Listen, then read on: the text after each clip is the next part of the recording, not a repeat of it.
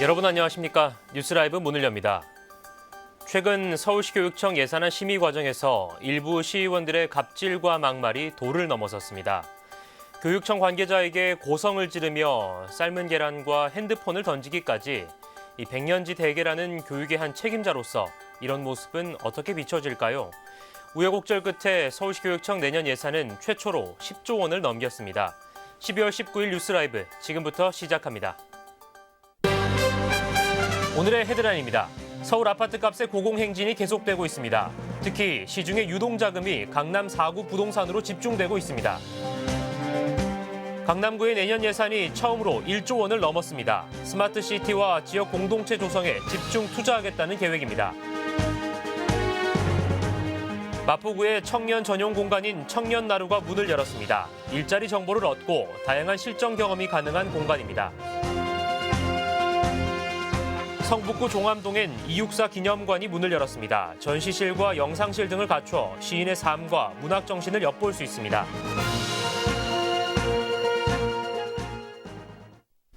서울 아파트 값이 계속해서 오르는 가운데 강남권이 상승세를 주도하고 있는 것으로 나타났습니다. 투자처를 찾지 못한 유동자금이 강남 4구 지역의 부동산 시장으로 유입되면서 아파트값 상승을 이끌었다는 분석입니다. 첫 소식 박영찬 기자의 보도입니다. 강동구 구덕동에 위치한 한 아파트입니다. 지난해 이 아파트의 전용 면적 84제곱미터는 12억 원 선에서 거래됐지만 올 들어 오름세가 계속되다 최근엔 13억 원까지 가격이 뛰었습니다. 현장에서 체감하는 상승폭은 1억 원 이상입니다. 그때 11억, 12억 이랬는데 지금 14억이니까 11억 정도 간 것 같아요. 가장 최근에는 14억대. 서울 아파트값이 고공행진을 거듭하고 있습니다. 한국감정원이 조사한 12월 둘째 주 서울 아파트 매매가격 상승률은 0.17%. 이달 9일 기준으로 24주째 연속으로 상승세가 지속되고 있는 겁니다. 서울 전역에서 매매가와 전세 가격이 오름세를 보인 가운데 강남 지역의 상승세가 특히 두드러집니다. 구로와 금천 등 서울 서남권 7개 자치구가 평균 0.22% 오른 반면 강남, 서초, 송파, 강동 등 강남 4구 지역은 0.25%의 상승률을 기록하며 서울 아파트값 상승을 주도한 것으로 분석됩니다. 정부의 부동산 규제가 계속되고 있지만 대규모의 재건축 사업과 신축 단지 입주가 진행되고 있는 강동구의 경우 아파트값 상승세가 지속될 것이란 관측이 나옵니다. 투자처를 찾지 못한 시중 자금의 부동산 시장 유입이 계속되고 있기 때문입니다. 저금리 기조가 이어지는 가운데 유동성도 풍부해 대체 투자처를 찾지 못한 자금이 부동산으로 유입되고 있는 상황인데요. 최근 입주하는 단지가 이제 새 아파트에 속하잖아요. 그런 매수세까지 좀 붙으면서 강력적으로 좀 오르는 상황인 거죠. 한편 정부는 지난 16일 주택담보대출 규제와 분양가 상한제 확대를 골자로 한 18번째 부동산 대책을 내놓은 상황. 고강도의 규제 속에서 고공행진하는 서울 아파트값이 안정을 되찾을지 관심이 쏠립니다. 딜라이브 서울 경기 케이블 TV 박영찬입니다.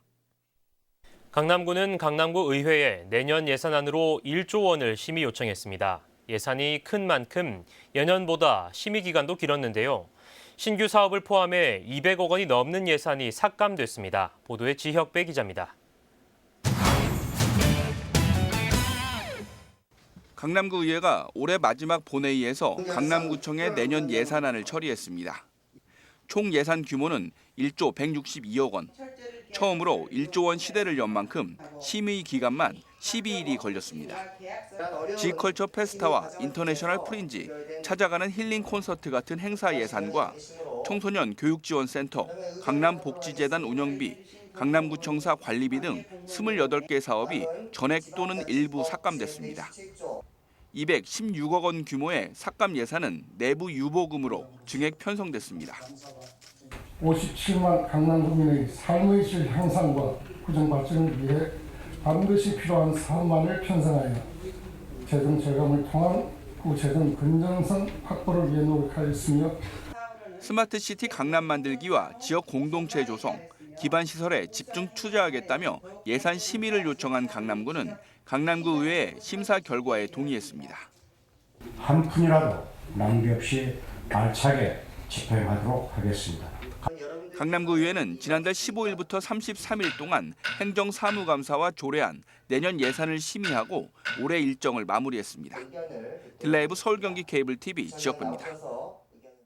서울시 교육청이 10조 847억 원 규모의 내년도 예산을 확정했습니다. 이는 올해보다 7,044억 원 증가한 규모로 교육 공공성 강화와 교육 환경 개선에 방점이 맞춰져 있습니다.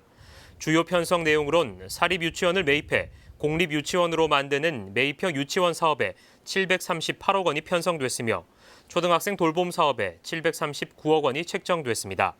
또 고교 무상급식과 무상교육에 각각 2,546억 원과 3,972억 원이 편성됐고 학교 신설과 증설에 따른 환경 개선비로 총 8,953억 원을 확정했습니다. 중랑구가 2019년 국민행복민원실 우수기관으로 선정돼 행정안전부 장관상을 수상했습니다. 국민행복민원실은 전국 563개 기관을 대상으로 국민들이 민원실에서 경험하는 내외부 공간 및 서비스를 평가하는 제도입니다. 구는 취약계층을 위한 신생아 무료 장명 서비스와 수어 창구 운영, 행복 배려 창구 운영 등에서 높은 평가를 받았습니다.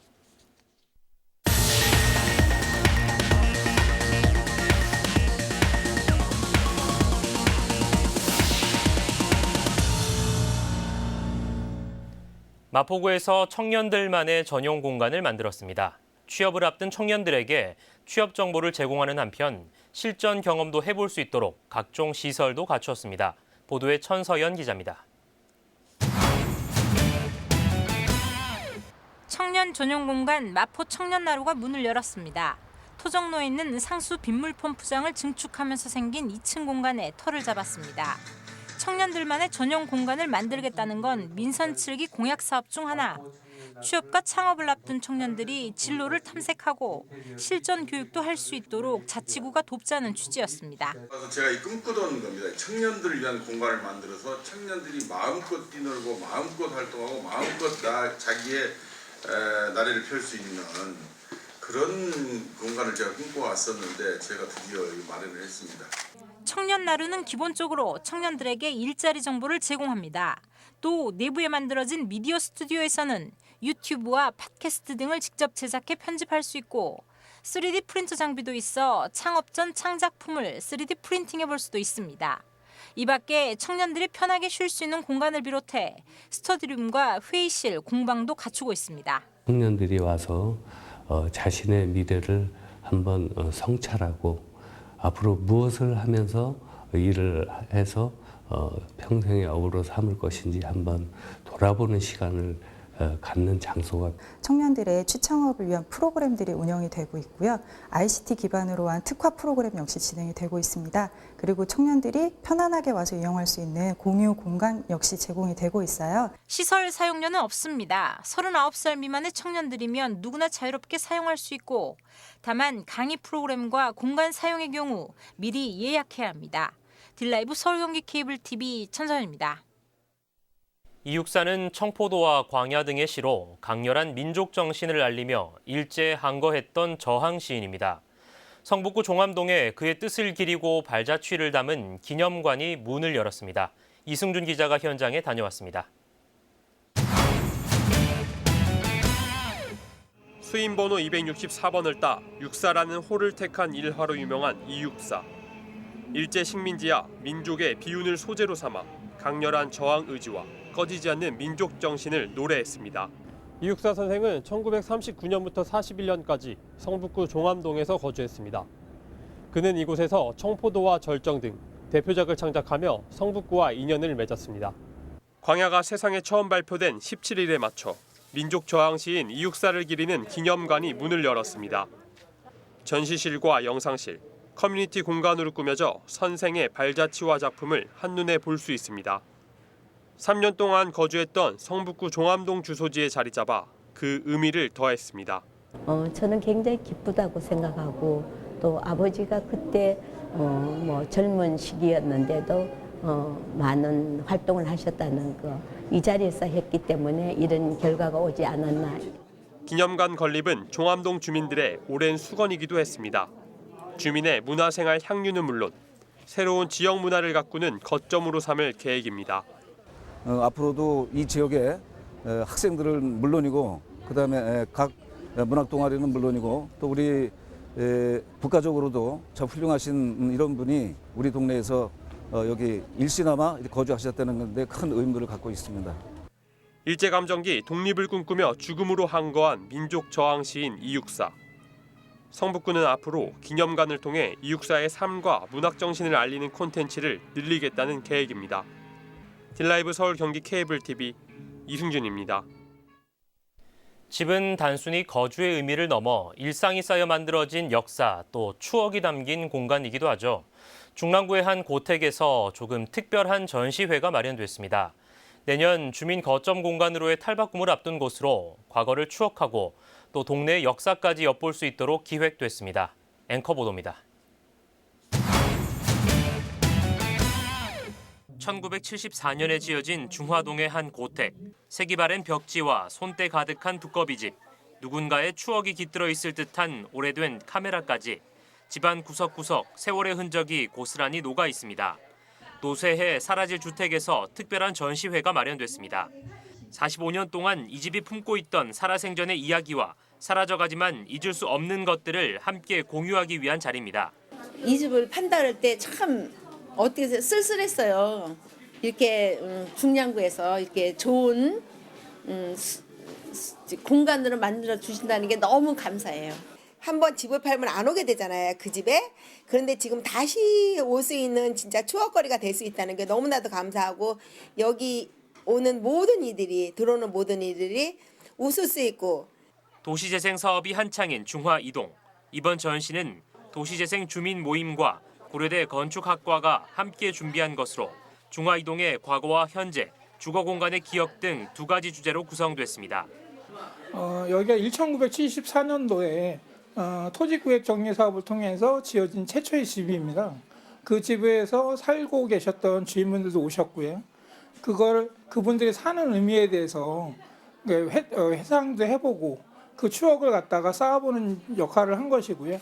한편 이번 전시는 오는 22일까지 계속되고 내년 1월 공유 주방과 도서관 등을 갖춘 주민 공동 이용 시설로 탈바꿈을 시작합니다. 딜라이브 서울 경기 케이블 TV 김동훈입니다.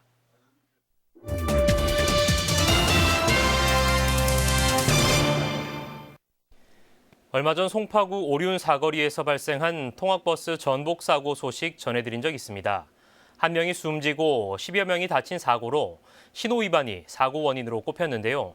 재발 방지를 위해 사고 지점에 과속 신호 위반 단속 카메라가 설치됩니다. 보도에 태윤형 기자입니다. 대로 한복판에 학생들이 타고 있던 통학버스가 쓰러져 있습니다. 처참하게 찌그러진 통학 차량 안으로 구급대원들이 구조에 나섭니다.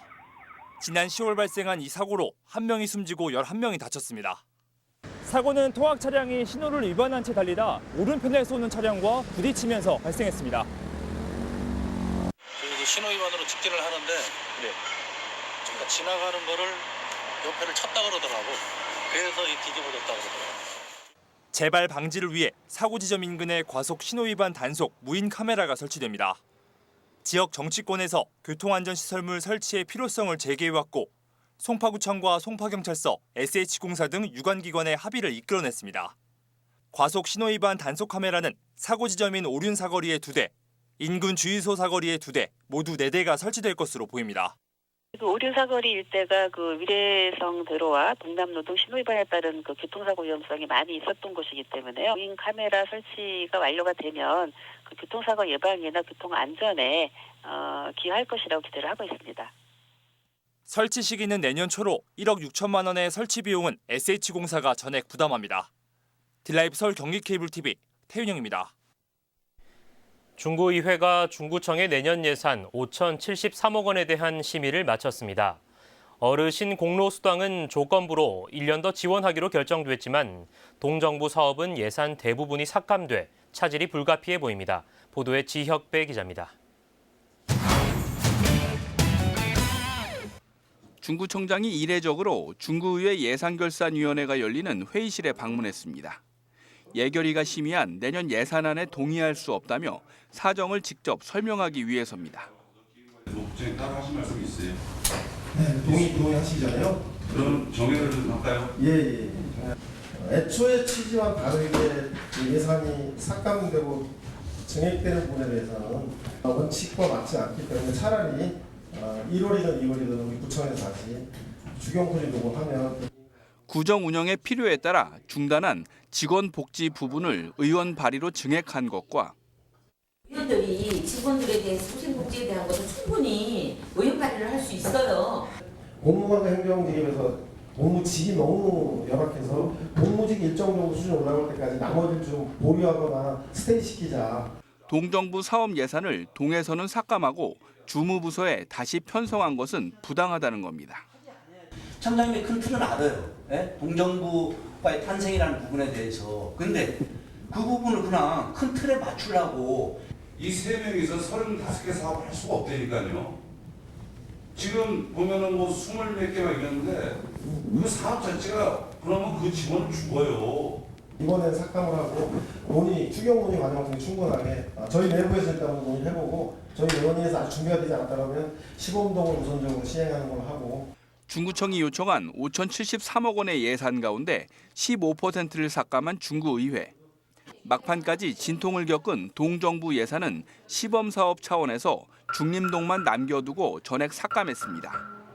어르신 공로수당은 보건복지부와 협의를 전제로 조건부 승인했습니다. 이 밖에 중구문화재단 출연금 동의안이 부결됨에 따라 문화재단 예산은 전액 삭감됐습니다. 딜라이브 서울 경기 케이블 TV 지역부입니다. 성장현 용산구청장이 내년 총선 불출마를 선언했습니다. 지난 16일 구청장 이임식을 돌연 취소했고 총선에 나선다는 뜻도 접었습니다. 이재용 기자입니다. 성장현 용산구청장이 이임식 당일 돌연 사임 의사를 철회했습니다. 예정돼 있던 이임식은 결국 취소됐습니다. 이로써 성 구청장의 내년 총선 출마는 불발됐습니다. 갑작스런 발표에 어떻게 된 일인지 알아봤는데 성 구청장은 이임식 전 같은 당 소속 용산 구의원 6명에 의해 구청장실에서 나오지 못한 것으로 확인됐습니다. 우리 용산 의원님들께서 극구 출마를 반대하는 그리고 제방을 해서 못 나가게 저를 이렇게 해서 해당 구의원들은 성 구청장의 중도 사퇴를 막기 위해서였다고 설명했습니다. 사업들을 다 중단을 해야 되느냐 아니면 새로운 구청장이 와가지고 이걸 해야 되느냐 당내의 갈등이나 또 그 용산의 전체적인 그 예산을 낭비하는 보궐선거라든지 이런 부분에서 낭비를 하면 안 되겠다. 작년에 우리가 그 선출될 때 했던 약속들을 끝까지 지키는 게 정치인의 도리다. 하지만 성 구청장의 결심을 결정적으로 무너뜨린 건 소속당의 압박인 것으로 보입니다. 돌발적인 제가 원했던 사항도 아니었고 예측했던 사항도 아닌 사항이 지금 일어났습니다. 당이 위험 부담을 안고까지 그래서 현역 단체장들은 나오지 말고 보궐선거를 만들지 말아라. 그리고 국민들하고 약속을 지켜라 하는 것이 당의 일관된 주장인데 삼선 구청장 입장에서 사실은 당의 이야기를 너무 거역할 수는 없었습니다. 국회의원 3수의 도전장을 내밀려고 했던 성장현 용산구청장. 당과 주변의 반대로 결국 내년 총선 출사표를 거둬들였습니다. 딜라이브 서울 경기 케이블 TV 이재용입니다. 구로구 디지털 단지 내에 보건지소가 문을 열었습니다. 지벨리 보건지소는 193제곱미터 규모로 만성질환관리센터와 마음건강상담실, 건강돌봄 서비스실 등을 갖췄으며 건강관리에 도움이 필요한 지역 주민을 위해 마을 의사와 간호사 등이 찾아가는 건강돌보미 서비스도 제공합니다. 구 관계자는 보건지소가 바쁜 직장인은 물론 주변 지역 주민들의 건강지킴이 역할을 할 것으로 기대한다고 밝혔습니다.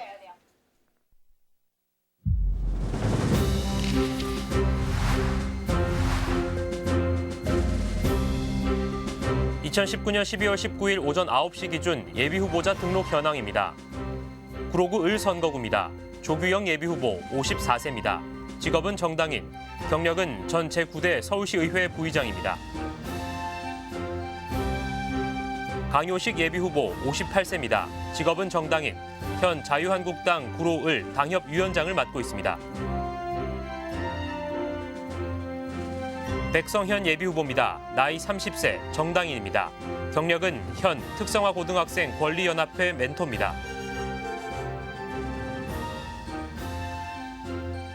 강남구 갑 선거구입니다. 김성곤 예비후보 67세입니다. 용인대학교 석좌 교수입니다. 경력은 전 국회 사무총장입니다. 김민숙 예비후보입니다. 나이는 69세입니다. 직업은 정당인, 경력은 전 20대 국회의원 예비후보입니다. 김경화 예비후보, 나이는 51세입니다. 직업은 약사, 경력은 현 클린정치 포럼 회장입니다. 강남구 을선거구입니다. 김상훈 예비후보 64세입니다. 직업은 김상훈 강남광역교통연구소 이사장입니다.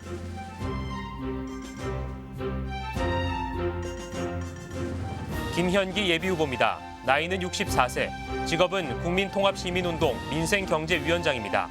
경력은 현 포럼 강남민생함께 대표입니다.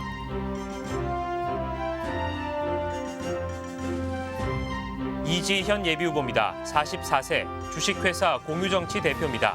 경력은 현 자유한국당 지방자치위원회 부위원장입니다. 김광종 예비후보입니다. 57세, 직업은 정치인입니다. 경력은 현 아리랑당 창당 추진위원장입니다.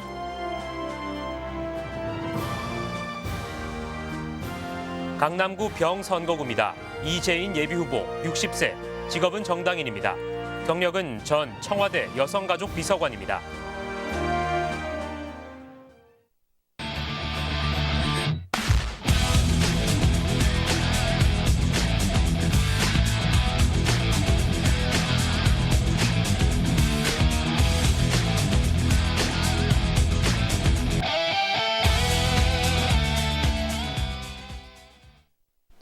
주 후반으로 갈수록 동장군의 기세가 매섭습니다. 오늘은 어제보다 기온이 더 떨어졌고 찬바람까지 더해져 체감 온도도 더 낮겠습니다. 당분간 영하권 추위가 계속됩니다. 연말 건강관리에 각별히 유의하시기 바랍니다. 뉴스 라이브 마칩니다. 시청해주셔서 고맙습니다.